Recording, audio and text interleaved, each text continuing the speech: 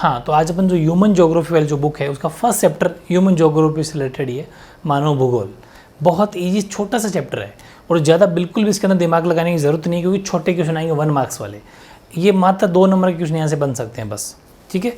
या तो 1 के 2 आ जाएँ बस, ज़्यादा से ज़्यादा 2 नंबर का। तो छोटे क्वेश्चन यहाँ से आएंगे और वो बेसिकली कहाँ से आएंगे बता दूंगा मैं, लेकिन फिर भी एक बार पूरा कंप्लीट चैप्टर अपन एक बार कहते हैं ना कि आंखों के सामने से निकाल लेंगे। जल्दी जल्दी आप नोट्स बना लेंगे और ज़्यादा बिल्कुल भी नहीं, कुछ चीज़ें ऐसी होती हैं जिसको अपन को डायरेक्ट रट लिया जाए तो बढ़िया है। बस इस चैप्टर में वही बताना चाहूँगा कि सीधे सीधे याद कर लो, बिल्कुल भी टाइम वेस्ट नहीं करना, क्योंकि समझने वाली चीज़ें और बहुत ज़्यादा है। ये चैप्टर बिल्कुल बेसिक है। 11th क्लास के अंदर इससे रिलेटेड बातें आपने पढ़ी होगी ह्यूमन ज्योग्राफी से, उसकी सारी ब्रांचेज वगैरह सब पढ़ी है। बस ये सिंपल सा अब आपके 2 मार्क्स में और दे दिया। कोई छोटे मोटे डेफिनेशन पूछ लेगा या फिर मैं बताऊँगा अभी आपको चार्ट, वहाँ से क्वेश्चन पूछेगा बस, ठीक है। कहाँ से पूछेगा बता दो मोटा मोटी एक बार। ज़्यादा क्वेश्चन ये आपसे जहाँ पूछेगा वो पूछेगा यहाँ से, ठीक है। ये कुछ जो मैंने सेलेक्ट किए, जैसे कि मानव भूगोल के कितने उपागम है, कोई 2 उपागम के नाम पूछ लेगा, है ना। यानी कोई अप्रोच ह्यूमन ज्योग्राफी की 6 मेजर अप्रोच है, उनमें से कोई 3 के पूछ लेगा, 2 के पूछ लेगा, यहाँ से क्वेश्चन आएगा। या फिर यहाँ जाएगा कि मानव भूगोल के विकास की कितनी अवस्थाएँ हैं, तो ये 5-6 अवस्थाएँ हैं। पूरी 6 अवस्थाएँ तो पूछ नहीं सकता, ज़्यादा से ज़्यादा पूछ भी ली तो सिर्फ नाम 2 नंबर का क्वेश्चन बन जाता है, ये याद कर लेनी है। या फिर ये पूछ लेंगे कि सामाजिक भूगोल की प्रमुख उपशाखाओं के नाम, ये क्वेश्चन जैसे आया भी है, नेम द मेजर सब ब्रांचेज ऑफ सोशल ज्योग्राफी, उसकी कोई 3 के नाम लिखिए, कोई 4 के नाम लिखिए, तो बेहद आसान है। 6-7 दे रखिए, 7 में से कोई याद हो जाएगी। या पूछ जैसे हाँ ये आया था आई थिंक, आर्थिक भूगोल के उपक्षेत्रों के नाम 2022 में आया था, यानी कि सब फील्ड ऑफ इकोनॉमिक ज्योग्राफी, तो 6 नाम इधर दे रखे हैं मैंने, 6 इंग्लिश इन दोनों कर रखी है। 6 में से कोई 3 पूछ लेंगे, कोई 4 पूछ लेंगे ज़्यादा से ज़्यादा बस, लेकिन आप तो 6 की 6 याद कर लेना। यहाँ से क्वेश्चन बनता है, 14 में तो और भी नहीं बनता। मतलब मेन जो ज़्यादा क्वेश्चन बनता है वो अपना यहीं से बनता है, इन 3 से, ठीक है। जो मैंने बताया इस पेज से, इससे बस बेसिकली, और यहाँ से, बस ये 4 पेज मेन है। फिर भी मैं पूरा चैप्टर तरीके से कराऊंगा आपको। नोट्स आप मेरे साथ के साथ बनाना है, क्योंकि फ्यूचर में काम आएगा, बाकी कोई वो नहीं है, ठीक है। ज़्यादा लोड लेने की ज़रूरत नहीं है। अपन बात करते हैं इस चैप्टर की। चैप्टर का नाम है ह्यूमन ज्योग्राफी, मानव भूगोल। नाम में क्या लिखा है, मानव भूगोल, ह्यूमन ज्योग्राफी, यानी कि मानव जो जहाँ हम रहते हैं, हम कहाँ रहते हैं, पृथ्वी पर, अर्थ पर रहते हैं।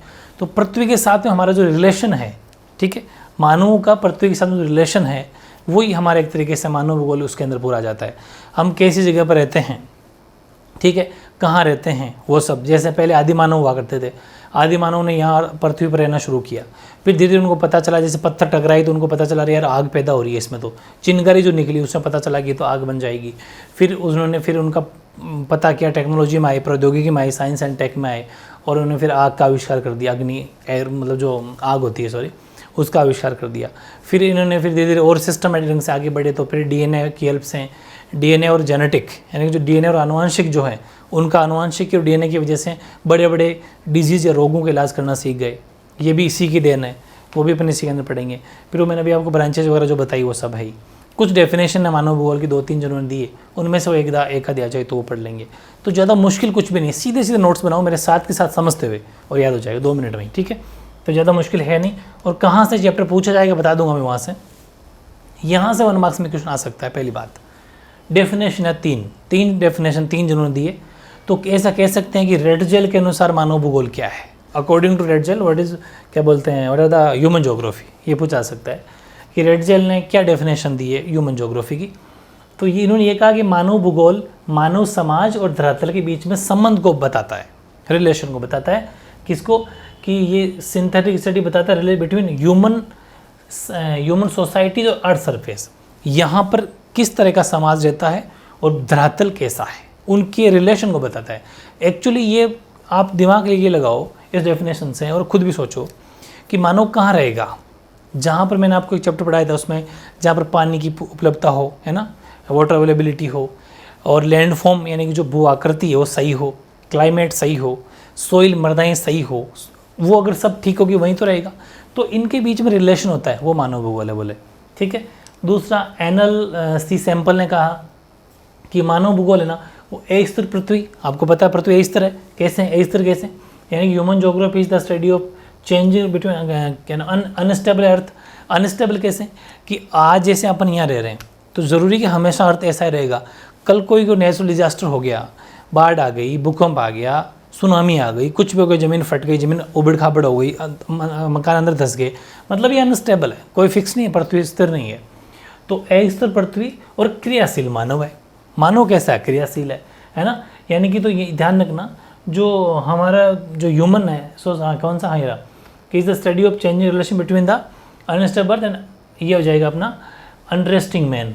अनरेस्टिंग मैन का मतलब है बिना रेस्ट करने वाला आदमी, मतलब जो सोचता रहे, क्रिएटिव। आप यहाँ पर क्रिएटिव मैन भी लिख सकते थे, वो भी ठीक है। यानी कि जो अपन लिखा है ना क्रियाशील मानव, मतलब क्रिएटिव है, इंसान हमेशा कुछ ना कुछ करता रहता है। तो इनके बीच में जो रिलेशन है वो सैंपल ने कहा, तो याद आ जाएगा ना। सैंपल मतलब जो सैंपल लेता है। और ऐसा मान लो कि इंसान क्रिएटिव होता है तभी वो सैंपल, मतलब ऐसा इस दिमाग फिट कर लेना कि वो सैंपल वाली या फिर क्रिएटिव वाली जो डेफिनेशन है वो सैंपल की है, याद रह जाएगा। तीसरा पॉल विडाल डिला ब्लास, खतरनाक ही नाम है, पॉल विडाल डिला ब्लास। इन्होंने कहा कि हमारी पृथ्वी को नियंत्रित करने वाले भौतिक नियमों तथा इस पर रहने वाले जीवों के मध्य संबंधों के अधिक बिल्कुल सही है। पृथ्वी पर नियंत्रित भौतिक नियम कौन से होते हैं? कि जैसे भौतिक कुछ फिजिक्स के ऐसे रूल हैं अर्थ पे, जो अर्थ पे लागू होते हैं, फिजिक्स में आपने पढ़े भी होंगे। पृथ्वी हमेशा एक जैसी नहीं रहती, ये देखा भी होगा। और जहाँ पर ये जैसे भूकंप आता है, वो क्यों आता है? क्योंकि वो उन इलाकों में ज़्यादा जहाँ फैक्ट्रियाँ हो, ज़्यादा बड़ी बड़ी औद्योगिक इंडस्ट्रीज एरिया हो, वहाँ अर्थ के अंदर इतना हीट पैदा हो गया या फिर इतना केमिकल्स या सब एक्टिविटी हो गई, इस वजह से ज़मीन फटती है, वो आपने देखा होगा। तो ये जो भौतिक नियम होते हैं, कुछ फिजिक्स के नियम होते हैं, कब भूकंप आते हैं, कब वो सुनामी आती है, वो सब आपको पता है। इनके भौतिक नियमों और इस पर रहने वाले जीवों के मध्य जो संबंध होते हैं, उनका नॉलेज जो करवाता है वो मानव भूगोल है। इन्होंने ऐसा कहा और बिल्कुल सही है कि concept arising from more synthetic knowledge of the physical laws governing और earth and of the relation between the living beings which inhabit it. बस डेफिनेशन में से ज़्यादा इंपॉर्टेंट फर्स्ट और सेकंड है, दोनों में से कोई एक डेफिनेशन याद कर लेना, बाकी ज़्यादा लोड लेने की जरूरत नहीं है, इजी है। नेक्स्ट है, हाँ ये 1 मार्क्स में आ सकता है। पृथ्वी के कितने घटक हैं? तो पृथ्वी के 2 मेन कंपोनेंट्स ऑफ अर्थ, वो है फिजिकल एनवायरनमेंट और कल्चरल एनवायरनमेंट। पृथ्वी के 2 घटक होते हैं, भौतिक पर्यावरण और सांस्कृतिक पर्यावरण। 1 मार्क्स में याद कर लेना। अगला इसी से रिलेटेड है, ये भी 1 मार्क्स में अगर आए तो, कि मानव भूगोल की प्रकृति, क्योंकि क्वेश्चन छोटे आएंगे इस चैप्टर, ध्यान रखना। मानव भूगोल की प्रकृति यानी नेचर ऑफ ह्यूमन ज्योग्राफी। तो मानव भूगोल की प्रकृति कैसी देख लो कि मानव भूगोल है ना, वो भौतिक पर्यावरण जिसके अंदर ये आ जाता है। मैंने एक ही क्वेश्चन में सारी बातें लिख दी है। भौतिक पर्यावरण का मतलब क्या हुआ? जिसमें भू आकृति यानी लैंड स्ट्रक्चर, मृदाएं यानी कि सॉइल, और जलवायु यानी क्लाइमेट, ये तीनों भौतिक पर्यावरण में आ जाता है। तो मानव भूगोल क्या चीज़ है? भौतिक पर्यावरण तथा मानव जनित सामाजिक सांस्कृतिक पर्यावरण, जिसमें घर, सड़कें, उद्योग, खेत, रेलवे के अंतर संबंधों का अध्ययन कर उनकी परंपरा के लिए। अब एक क्वेश्चन फिर बनता है एग्जाम में, यहाँ से क्वेश्चन ये बन जाए कि भौतिक पर्यावरण में कौन कौन सी क्रियाएं आती है। मतलब कि जो फिजिकल जो एनवायरनमेंट है उसमें क्या क्या आता है? लैंड फॉर्म, सॉइल और क्लाइमेट। एक तो ये आ सकता है। दूसरा ये पूछा जा सकता है कि सामाजिक सांस्कृतिक पर्यावरण जो है, सोशियो कल्चरल जो एनवायरनमेंट है, उसमें क्या क्या आता है? उसमें घर, सड़कें, उद्योग, खेत जो इंसान खुद बनाता है, ये मानव जनित होती है, ह्यूमन मेड। घर, सड़कें ये सब हम बनाते हैं। नेचर ये प्रकृति की देन है, ये पर्यावरण है हमारा, इसमें हम कुछ नहीं कर सकते। ठीक है, तो ये चीज़ ये भी ध्यान रखना, very important. Houses, roads, industries, farms, railways, ये सब। फिर हैं एक क्वेश्चन लिया है, मैंने आपको पहले कहा था इंडस्ट्रीज़ वाला, प्रौद्योगिक वाला। तो प्रौद्योगिकी को विकसित करने के लिए प्रकृति का ज्ञान महत्वपूर्ण है। कोई 3 उदाहरण भी देने हैं कि जब आप knowledge of nature is important develop, technology अगर विकसित करना चाहते हो तो आपको किसका पता होना चाहिए? प्रकृति का ज्ञान होना ज़रूरी है। क्या ये बात सही है? अगर ये है तो, और ये बिल्कुल सही है, हमें हमारी प्रकृति जो है इसका कल्चर का, इस नेचर का पता होना ज़रूरी है। तो आपसे पूछा कोई 3 उदाहरण बताओ, तीनों एग्जाम्पल ठीक है, इंपॉर्टेंट है। तो प्रौद्योगिकी किसी समाज की सांस्कृतिक विकास के स्तर की सूचक होती है। किसी भी समाज की सांस्कृतिक अगर विकास करना है, cultural development, technology is an indicator of the level of cultural development of a society. ठीक है, और मानव प्रकृति के नियमों को बेहतर ढंग से अगर समझना है तो प्रौद्योगिकी का विकास करना बहुत ज़रूरी है। सही बात है। तो human beings have been able to develop technology, और ये कब हुआ? जब प्रौद्योगिकी विकास कब हुआ? जब हमने क्या करा कि जो हमारी प्रकृति है उसके नियमों को हमने समझा, तभी हम टेक्नोलॉजी की तरफ आगे बढ़ पाए। जैसे कि मैं आपको 3 एग्जाम्पल दूंगा तो समझ आएगा। पहला एग्जाम्पल है घर्षण। जैसे ही प्रकृति के नियमों का पता चला इंसान को, ऐसे ही कैसी पत्थर मारा किसी ने, आदि मानव ने, और पत्थर से पत्थर टकराए तो आग पैदा हुई। तो उसे पता चला अरे यार नेचर में तो सब बहुत कुछ है, तो फिर आग का आविष्कार हो गया। हीट ऊष्मा सब जानते ही हो, ऊष्मा, तो घर्षण और ऊष्मा की संकल्पनाओं ने हमें अग्नि की खोज में हेल्प करी। ठीक है, यानी कि the concept of friction and heat helped us discover fire, आग। अगर ये नेचर का हमें ज्ञान नहीं होता तो क्या अपन अग्नि की या आग की या फायर की खोज कर पाते? नहीं। दूसरा, डीएनए और जेनेटिक, आनुवंशिकी, इन दोनों की रहस्यों की समझ में हमें अनेक बीमारियों पर विजय पाने योग्य बनाया। जैसा कि आज डॉक्टर, आप कहीं पर जाते हो तो कहते हैं ना कि यार ये तो जेनेटिक डिजीज है तेरा, पता चल गया ये आनुवंशिक रोग है जो पीढ़ी दर पीढ़ी आगे से आगे चल रहा है, इसका यार ट्रीटमेंट नहीं, क्योंकि आनुवंशिक जेनेटिक का डिजीज़ का इलाज बहुत कम है, क्योंकि जेनेटिक आनुवंशिक है। ठीक है, तो ये चीज़, इसका बहुत बड़ी बड़ी रोगों का हम पता लगा पाए। तो ये भी लिख लेंगे, DNA and understanding of the mystery of genetic enable us to overcome many disease.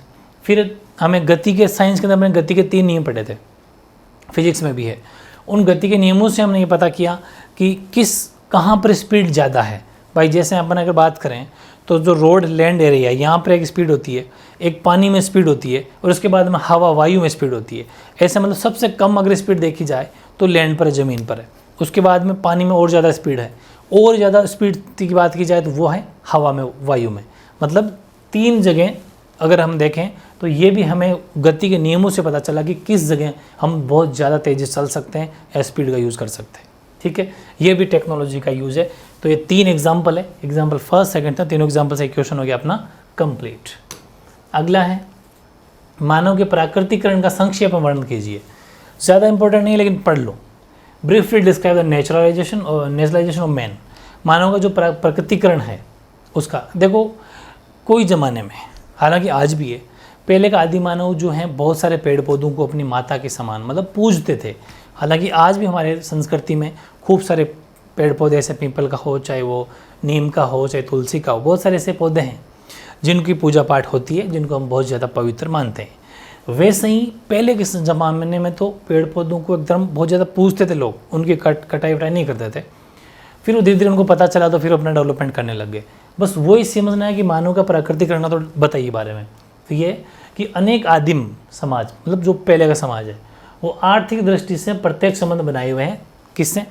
बिल्कुल से। खूब सारे लोगों की रोजी रोटी है नेचर, प्रकृति, वहीं से कमाते हैं, उन्हीं से कमाते हैं और अपना गुजारा करते हैं। तो many primitive societies maintain A direct relationship with nature from economic point of view. बिल्कुल सही है। दूसरा, आदिम लोग, जो वापस पुराने लोग, अनुभव करते थे कि प्रकृति एक शक्तिशाली बल, पूज्य, सत्कार योग्य है, इसे बचा के रखना चाहिए, संरक्षित रखा जाए। बिल्कुल सही है। Primitive people felt that nature was powerful force, worshipped, worthy of hospitality and hits should be preserve. उसको बचा के रखना चाहिए। मतलब कितनी ईजी लैंग्वेज, कोई मुश्किल है नहीं। फिर सतत पोषण है तो मनुष्य प्राकृतिक संसाधन तथा मूल आवश्यकताओं के लिए प्रकृति पर निर्भर हैं। हाँ बिल्कुल निर्भर चाहिए। अपन प्रकृति से अनाज पैदा करते हैं, प्रकृति से पानी मिलता है, मतलब प्रकृति की देन है मोस्टली, जहाँ पर हम बेसिकली उस पर डिपेंड है। Manage depend on natural resources for sustainable nutrients and nature of basic needs. चाहे न्यूट्रिएंट्स की बात हो, चाहे मतलब बहुत सारी फल फ्रूट्स, जितनी भी सब्जियाँ, सब हम नेचर से मिलती है। फिर बात है कि समाज के लिए भौतिक पर्यावरण माता प्रकृति का रूप धारण करता है। यहाँ से 1 मार्क्स या फिल इन ब्लैंक्स का क्वेश्चन आ सकता है कि समाज के लिए भौतिक पर्यावरण का रूप धारण करता है, फिर खाली जगह छोड़ देगा तो माता प्रकृति, यानी कि for the society of physical environment assumes the form of mother nature. Very important है। तो ये थी मानव के प्रकृतिकरण। छोटा सा कोई 2 मार्क्स में आए तो ईजी है। ठीक है, नेक्स्ट है, हाँ ये संभववाद एग्जाम आ सकता है, काफ़ी ठीक है, 2 मार्क्स के लेवल का क्वेश्चन है, वरना आगे लाइफ में कॉम्पिटेटिव के अंदर आ सकता है। संभववाद मैं आगे ना पढ़ के थोड़ा सा बता दूँ संभववाद के बारे में इजीली, नॉर्मल। संभववाद का मतलब होता है पॉसिबिलिटी। एक तरीके से कोई भी चीज़ कहाँ संभव है, इंसान कहाँ पर रह सकता है इसका पता करता है वो, कि उसको कुछ टेक्नोलॉजी ज्ञान है तो वो सोच लेगा कि हाँ यहाँ संभव, मतलब कोई चीज़ संभव होना, उसी से रिलेटेड यही है, दिमाग में फिट करने की कोशिश कर रहा हूँ। और देखने अब आंसर क्या है कि समय के साथ लोग अपने पर्यावरण और प्राकृतिक बलों को समझने लगते हैं। पहले इंसान नहीं समझ पाता था कि भूकंप क्यों आ रहा है, ये क्या हो रहा है, सुनामी कहाँ आ रही है, जहाँ चाहे वहीं रहता था। लेकिन जैसे जैसे टाइम आया, टेक्नोलॉजी आई, तो हमने क्या करा, नेचर पर इन्वायरमेंटल के साथ में हम कुछ समझने लग गए तो हमने क्या करा कि उसी जगह पर निवास किया जहाँ पर हम थोड़े ठीक हो, सेफ हो। ठीक है, यानी कि over time people begin understand their environment and natural force, उनके बारे में कुछ प्राकृतिक घटनाएं होती है, नेचुरल फोर्स, उनके बारे में जानने लग गए, वहीं पर रहने लग गए। अपनी सामाजिक और सांस्कृतिक विकास के साथ मानव बेहतर और अधिक सक्षम प्रौद्योगिकी का विकास करते हैं। बिल्कुल सही। अच्छी लाइफस्टाइल के लिए हम टेक्नोलॉजी का यूज़ करते हैं आजकल, हर जगह टेक्नोलॉजी है, पहले कहाँ थी, ठीक है। यानी कि human beings develop better and more capable technology with their social and culture development, खुद के विकास के लिए सांस्कृतिक सामाजिक सब में योगदान है टेक्नोलॉजी का। फिर हाँ, वे अभाव की अवस्था में स्वतंत्रता की ओर व्यवस्था की ओर अग्रसर हो जाते हैं। जहाँ पर अभाव हो, जहाँ पर, ये तो मैंने कहा भी था, जैसे मैंने प्रवास पढ़ा, माइग्रेशन पढ़ा, चैप्टर पढ़ा था, उसमें क्या हुआ था, इंसान वहीं पर रहता है जहाँ पर उसका कुछ मिलता है, उसको सारी फैसिलिटी हो, रहने की, खाने की, अपने बच्चों को पढ़ाने की, हॉस्पिटल की, जहाँ वहीं रहता है। वरना अगर कुछ अभाव नज़र आता है, उसको कुछ कमी नज़र आती है, तो वहीं जाता है जहाँ पर सब कुछ मिल जाए। वेरी ईजी है।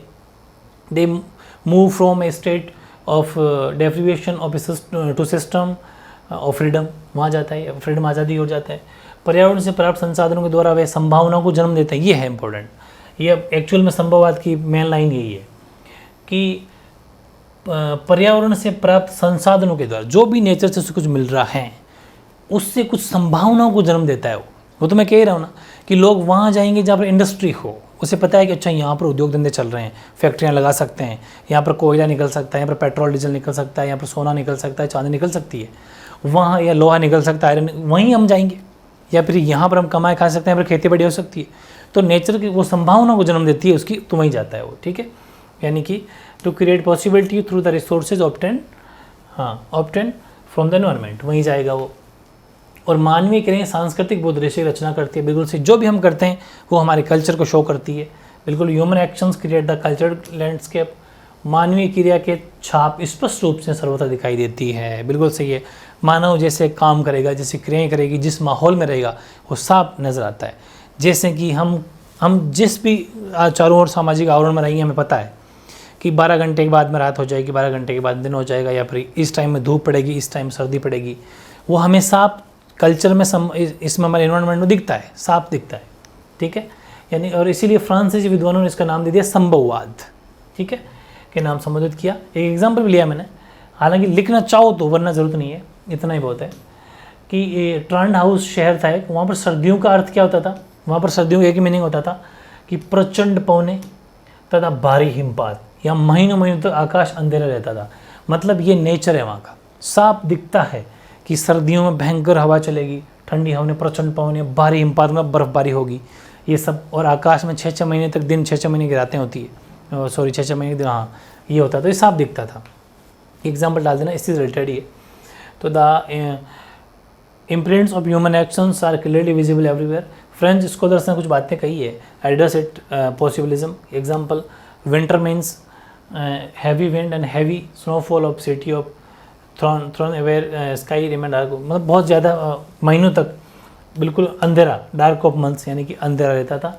तो ये पॉसिबिलिटी या ह्यूमनाइजेशन ऑफ नेचर, बात एक ही है। प्रकृति का मानवीकरण पूछ लो, चाहे संभववाद बोल दो, आंसर आपको ये लिखना है, ठीक है। नेक्स्ट अपन देखें तो ये नव निश्चयवाद की विचारधारा को स्पष्ट कीजिए, 2 मार्क्स में आ जाए तो। यानी कि नव निश्चयवाद विचारधारा को समझने से पहले मेरे हिसाब से एक बात आपको पहले पढ़नी पड़ेगी, क्योंकि ये कुछ भूगोलवेता थे, ग्राफिक टेलर, उसने ये विचारधारा दी थी। यानी ज्योग्राफी ग्राफिक टेलर थे, उन्होंने ये जो थ्योरी है वो दी थी। लेकिन इस थ्योरी को बताया निश्चयवाद और संभववाद। अब संभववाद तो अपन पढ़ चुके, लेकिन निश्चयवाद अभी तक अपने पढ़ा नहीं। तो अपन एक काम करेंगे, पहले इसको पढ़ने चलते हैं, ठीक है। Choosing the path between environmental determinism and possibilism, तो ये हमें पहले पढ़ना पड़ेगा, तब आपको इन दोनों के बीच में पता चलेगा। तो पहले अपन इसको पढ़ते हैं, फिर वापस आएंगे यहाँ पर, ठीक है। तो ये है अपना, देखो, पर्यावरणीय निश्चयवाद से आप क्या समझते हैं, ठीक है। यानी कि what do you understand by environmental determinism, इसके बारे में अपन देखते हैं। जैसा कि नाम में ही इसका अंत छुपा है कि मानव पर्यावरण के अंतर संबंधों के संदर्भ में जर्मन भूगोलवेताओं द्वारा ये विचारधारा दी गई थी। पहली बात तो ये जर्मन भूगोलवेता थे, जर्मन के जो ज्योग्राफी की जानते हैं, जैसे अपन इतिहासकार हिस्टोरियन होते बोलते हैं ना, वैसे ही ये जर्मन के थे भूगोलवेता, खूब सारे। उन्होंने विचारधारा प्रस्तुत की, किसी का नाम लिखने की जरूरत नहीं है, उसमें तो लिखना है टेलर का नाम, लेकिन यहाँ टेलर नहीं है, इनमें सब भूगोलवेताओं की मिक्स में लिखा हुआ है। दिस स्कूल की जरूरत नहीं है यहाँ पर, तो आप इतना ही रहना, दिस थॉट वॉज, ठीक है।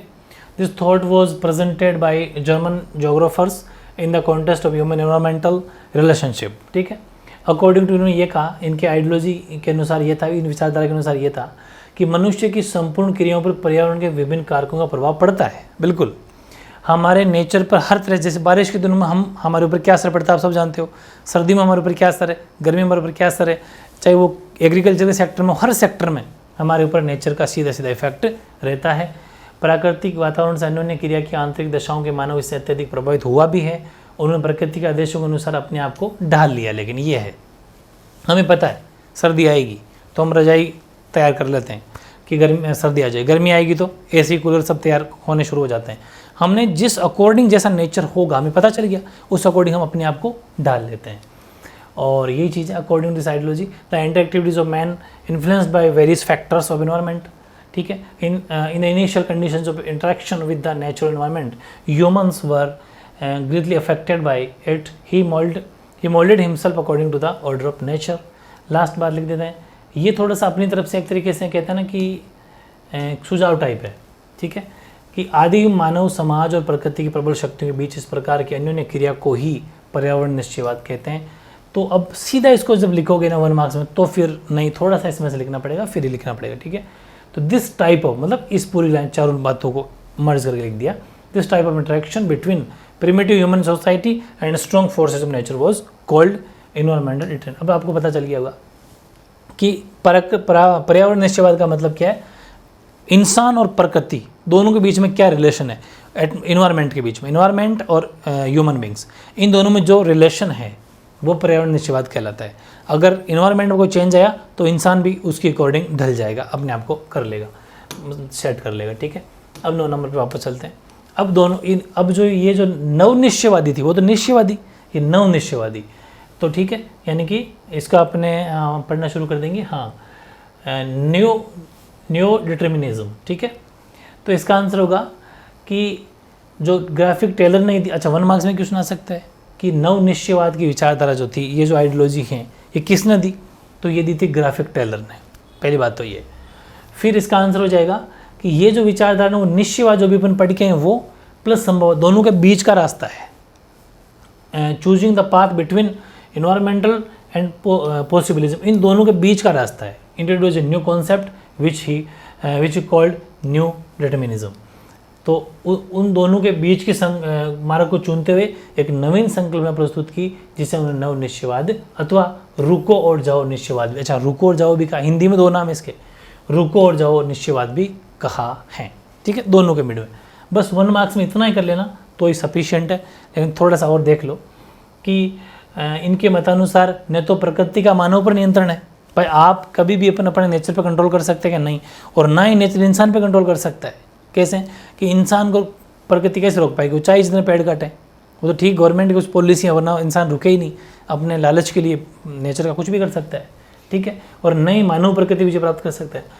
ठीक है, अपन ऐसा भी नहीं है कि इंसान को कंट्रोल कर ले, उस पर नहीं कर पाएगा। भूकंप आएगा तो रोक के बता देगा, आएगा तो आएगा, सुनामी आएगी तो रोक के बता, अगर इतने कंट्रोल होता तो फिर भूकंप सुनामी आती ही नहीं।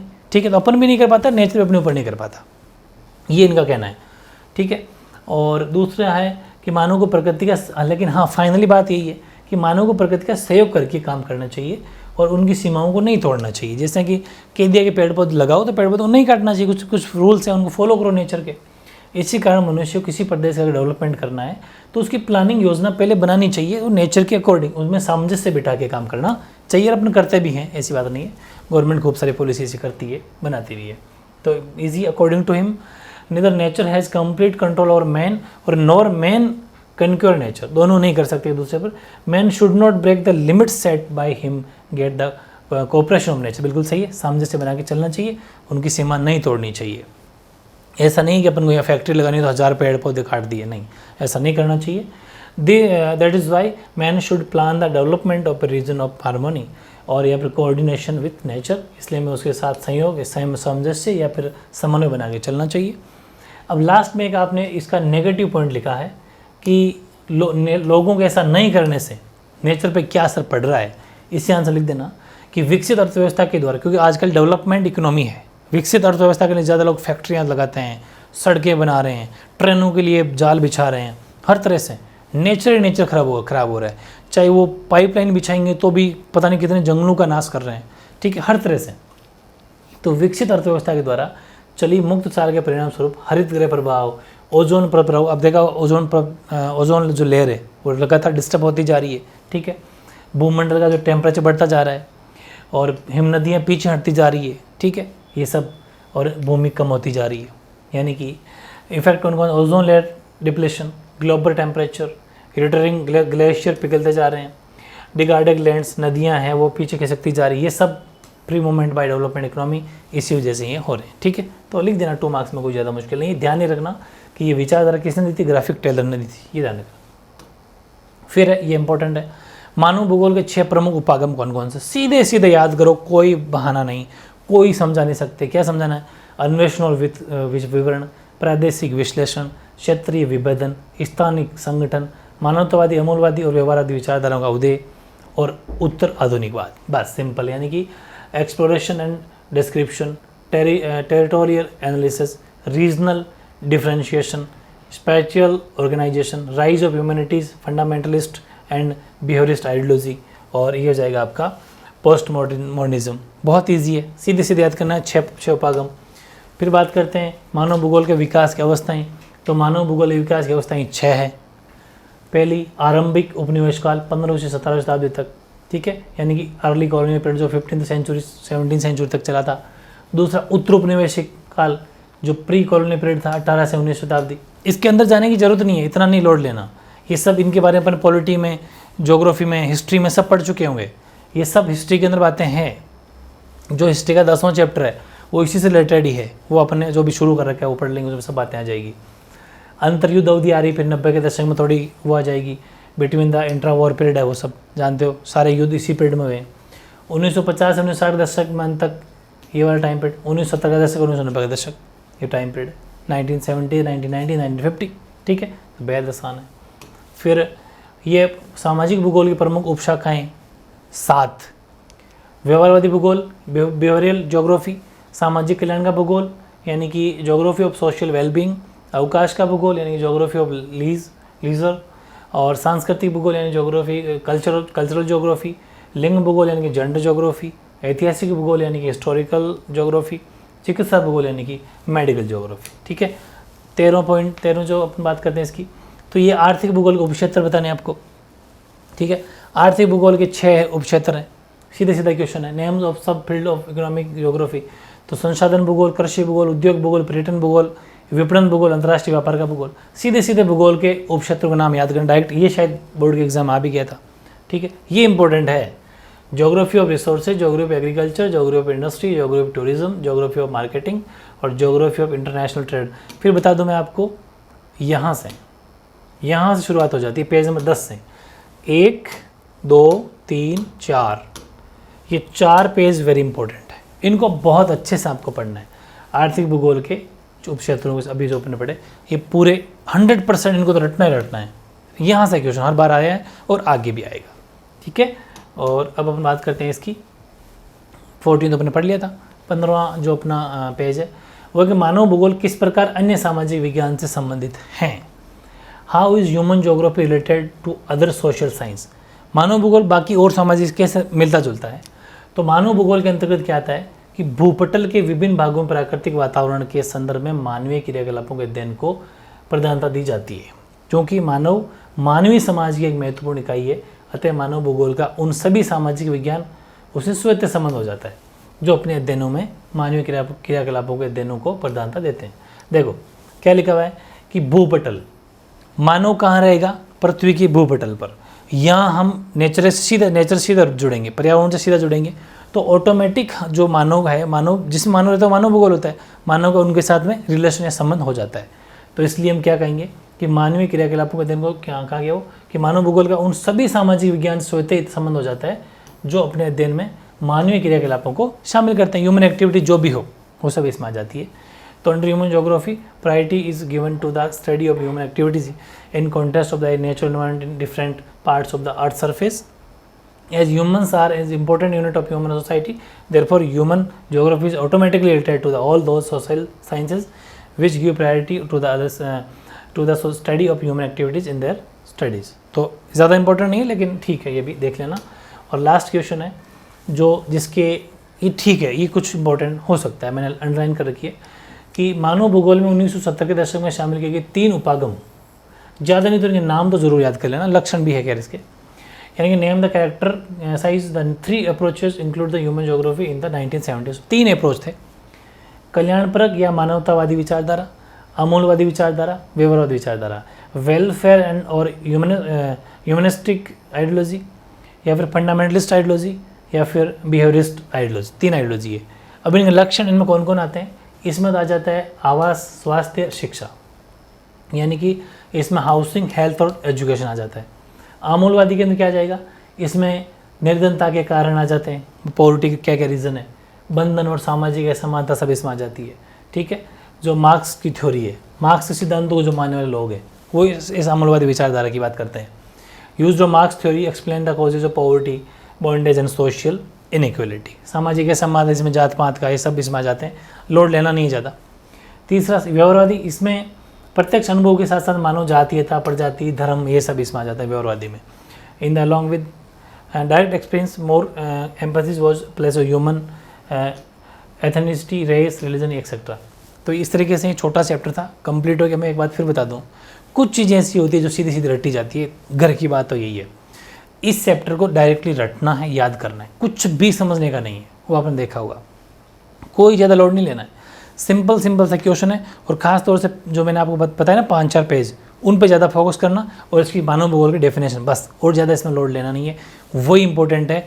2 मार्क्स का मुश्किल से चैप्टर एग्जाम के अंदर आता है, 1-1 नंबर के सिंगल क्वेश्चन इसमें आएंगे, ज़्यादा से 2 नंबर के क्वेश्चन है, बस, इससे बड़ा क्वेश्चन नहीं आएगा। इसलिए जहाँ पर ज़्यादा लोड लेना हो वहाँ लेंगे, या क्यों लेंगे। ठीक है, तो बहुत ईजी है, छोटा चैप्टर था, मेरे साथ के साथ आप नोट्स बना लिए तो आपके काम आएंगे। और फिर इसका एक टेस्ट दे देना 1 मार्क्स से, क्योंकि मैं सारे उसमें ले आऊँगा, तो सारे 1 मार्क्स से उस टेस्ट को अच्छे से याद कर लेना। इस नोट्स को भी नहीं भी करोगे तो चल जाएगा, टेस्ट को अच्छे से याद कर लेना, तो भी आपका बेड़ा पार है। ठीक है, ओके।